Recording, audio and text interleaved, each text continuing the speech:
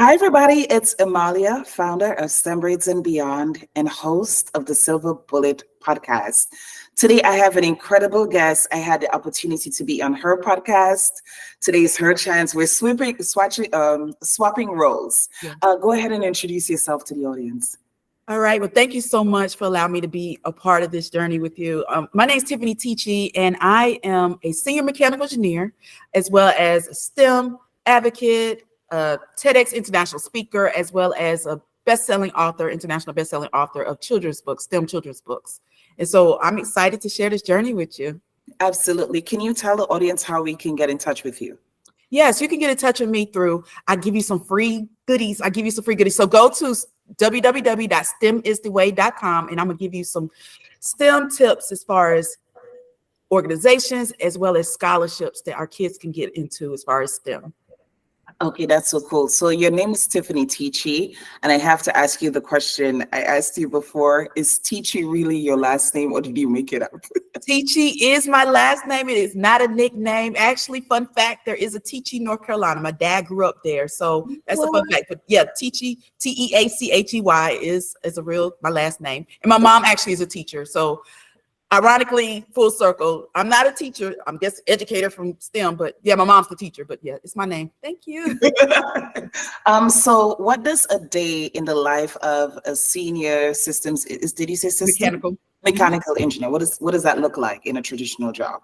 Well, it varies. It goes off of what industry you're in. I'm in the energy industry. So I've been in the industry about 19 years. And so I've had various roles. So the day in the life could vary. I'm in more of a energy industry. So safety is important. We always start meetings off with safety because that is key. The power that we have, we got to make sure that we are safe because we're liable. And so day in the life could vary from, I could dress out with steel toe boots to going to a plant where I have safety goggles as well as a laboratory coat. But if I'm on the chemical side of things, but if I'm not, I still have to make sure, going into the office setting. So it varies. And then remote could be an option too. So things have changed since things have happened with pandemic and everything. So day in the life be remote or either in person, as well as having to dress out or dealing with calculations to drawings, updates. And I'm mechanical. So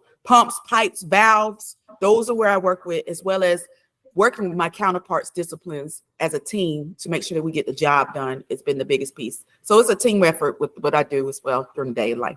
I love what you said because I've always heard people say, I want to be out in the field. I don't want to be stuck behind a desk.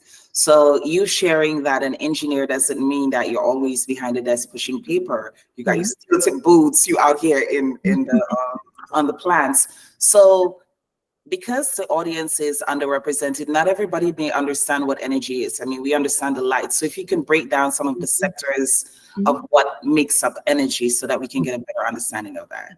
Right. So where I work as far as dealing with the start of power is steam generated. So first off, we start with uranium pellets. Small little pellets, fuel pellets that goes into fuel rods. And from there, they're generated to the power plant where now those rods can now be generated through a generator, a turbine, different equipment where it's stimulating and pressurizing and going through a whole process. And through that, it's generating steam. And so people think when they see the stacks from it's like fire and things, but no, it's actually steam water being generated through it process. So all that's being generated to then go out to the power lines, then goes out to the power that is out there where we see today. So that's just a summary of just how power generates. But there's different equipments. Like I've said, I've dealt with the power of pumps, valves, tanks, like all of that is a part of the process when you're talking about generating the power itself. So because we met before on your podcast, I know a little bit about what you're doing academically right now. Yes. So I want you to share a little bit on that. And like a senior mechanical engineer, some people may assume that a PhD is required. So tell us a little bit about that. Okay, so just to share my journey, I actually I went to University of North Carolina, Charlotte, and I started undecided engineering. So I didn't know what type of engineer I wanted to do, but that is an option. And so when I started looking at all the various different types of engineering, I said, I need something I can visualize. And so when I had, looked at the electrical, which is wires and all computers, I said, nah, that's not for me. Then the structural civil engineering, which is roads, transportations and all that, and structures, which my brother is as well. I said, no. So mechanical, I dealt with being able to see things. Anything that moves is mechanical engineering. So that's why I said that's the route I want to go. So from that, I got my master's in engineering management, but you actually could do internships throughout that process, which I did. And it allowed me to know which type of engineering. I did some industrial engineering types. I worked at the Honda plant with the manufacturing. So you can do different types of fields to try to learn through that. And so from there, I actually interned as a graduate. When I got my master's, I was interning with a company where it was electrical. And so electrical power. And so from there, that's where I learned that's the process. I ended up going that route with it. And so, yes, you have a degree, undergrad, you can go ahead and go work as well as get them to pay for it. Or you can go do an internship as well as get your graduate studies at the same time too. But then full circle, I've been working full time as an engineer and said, okay, let me get my PhD. And so I'm also getting my PhD. But like I said, I did my undergrad mechanical engineering, did my master's in engineering management, but now I'm doing leadership studies. And so from leadership studies, I'm tying in STEM. So whatever choice of the dissertation I'm tying in is still tying in with the work that I've done with trying to now see some representation in the leadership method. So that's really what I'm trying to study now and tying it in with STEM itself. So it's full circle through the process, but the journey is whatever path that makes it work for you is what I would say with this industry itself. For me, I decided to go to grad school and then now coming back to school for a PhD, which I never would have thought. But you can get tuition reimbursement, you can get scholarships, you can get other methods to try to pay for it as well. So that's my journey.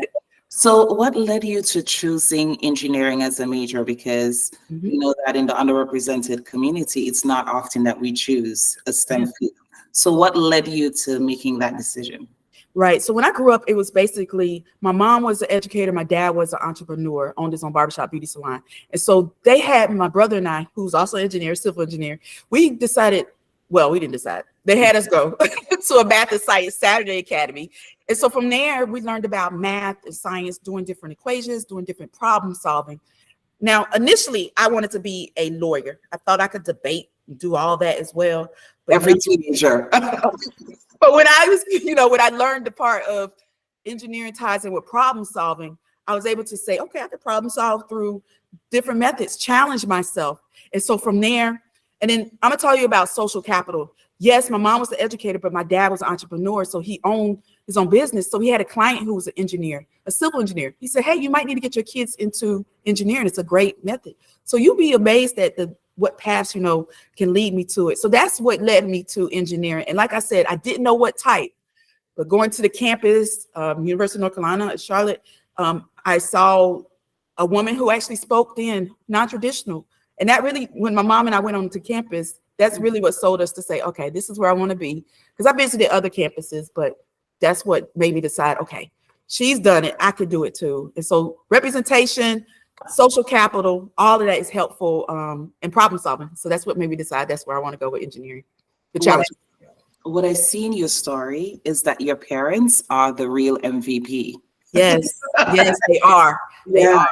Yes. Sometimes we don't realize, well, there's a study that said 86% of kids choose STEM if the parents encourage it. So your parents are incredible. Yes, they are. And I thank them. My dad passed away 16, 17 years ago, but he instilled the value of it. And my mom, she's my trooper. She's been with me through the whole process with this PhD. So yes, my parents have been influential. Yeah, now that you've been in STEM, in hindsight, and looking at some of your peers, what do you wish you knew sooner, or you wish the underrepresented community knows about being in STEM and what it means to have the opportunities you have? I wish I knew the value of mentoring earlier on. I think if we had some mentors earlier on, some representation earlier on, seeing some examples, I think that would be key. And a lot of times, NSBE, National Society of Black Engineers, I didn't get exposed to it till college, but there's actually NSBE junior chapters that they can take part in it. So earlier on, those hands-on activities, I think that's been key. I would say lessons learned, if I was to look back at things, the representation, the and having those organizations that can speak to trying to encourage our kids to be able to be in it. Absolutely.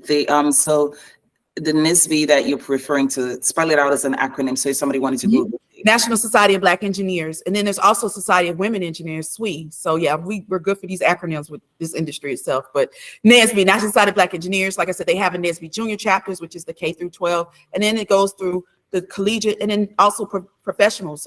So you can continue, and I'm a lifetime member of it. And so that is a great organization, definitely to get representation, exposure, and increasing that number of representation in the field. What is the thing that most people are surprised to learn about your job or your field? Like me, I didn't realize not all engineers worked behind a desk. What is something that is very surprising to everyone else? Well, I don't know. Like every day is a challenge. I mean, that's really why I went into engineering. Every day is a challenge. And I think it's surprising to know, you're put with anyone, Bob, Jack, or anybody, or Susie, and you need to know that you've got to be able to work together as a team, and you're there to get the job done. So I think the biggest surprise is that regardless of whatever, you've experienced, you still got to work as a team, is the biggest piece of what I, takeaways to make sure that you get the job done. And so that's my takeaway of, surprisingly, you think you're going to come and you can just, do your field, but you got to work as a team. And I think that's the biggest part that people have to learn. Yeah, because like engineers, they think that isolated introvert to themselves. So that's also interesting for me. Have you ever felt imposter syndrome because most of the rooms may not look like you in terms of color, in terms of gender? Have you ever felt that, and how did you navigate it? Yes, I've had those episodes as far as going into a room and me being a Black female engineer. It's a male dominated field, and so I've gone into the rooms and I've had those moments where I've had to try to let people know that I'm just as competent and I deserve to be in the room. And so it's those moments like that where I have to, challenge myself to say, no, you will not accept this, and let them know that you're just as competent. So I've been in a room where, a vendor shook hands with everybody except for me. And so a lot of times they might mix me up with being an admin, and it's no offense to being an admin, but taking notes and everything, they just assume we're going to do. And so, no, I shook hands and said, no, my name's Tiffani Teachey. I'm a responsible engineer. So basically we're going to decide if we're going to, use his equipment for the work we're going to do. And so sometimes we have to be empowered, know my worth, and be able to let other people know I'm just as competent as well with it. So yes, I've had my moments. I've had to be challenged. And so it comes with the territory, but knowing my worth, having those mentors to influence me, having sponsors in the room, those that can vouch for me in the room, that helps with that whole knowing my worth, as well as knowing that someone else is looking out for me as well. You're dropping gems today. So someone looking at your story or the podcast may think, Tiffani, everything you say resonates with me, but I don't know that I am really strong academically. What sort of encouragement or tools or resources do you think someone who may fit the profile of a mechanical engineer but may not have the strong academics necessary can use? Yeah, definitely. And that's the part where if you're challenged technically and things, reach out to someone who might help you during that process. Go do these different industries, going to these conferences, trends that's out there, getting up to date with different trends that's going on. Going to these conferences help because they've got different industry topics. I'm in NSBE, National Society of Black Engineers. They different professional development. And then also with your industry, I'm in mechanical. So American Society of Mechanical Engineers, there's American Society of Nuclear. So different industries that you're a part of, those that have different conferences, they have different websites you can go to try to get up to speed on trends. Then there's different books that you can always tie in with your industry that you can maybe refer to continue to get up to speed on. Certifications, I know that licensure is important too. So different certifications, looking into that might help as well to get you up to speed on things such as the professional engineering license, and get your fundamental engineering, those different methods to get to those points, get you up to speed with the studying piece of it as well. So those certifications and licensure will help as well. One of the things I want to say is that if you are a student, a lot of those trade conferences will actually allow you to attend for free. You don't have to pay the registration, because in the underrepresented community, the family budget may not allow for that. Mm-hmm. So don't allow the cost to be a deterrent of attending trade industry conferences or whatever. What does STEM mean to you? STEM means making an impact in this world. When you talk about the science, the technology, engineering, math, all of them bring something to the table. And it's like making a difference. That's the reason why STEM is important. Everything we do around this world, STEM is involved. So STEM is every day, real life, making a difference in this world. I love it. All right, well, that's it for today. Let's go ahead and say bye to everybody. Hi, everyone. Thank you so much. Absolutely, my pleasure.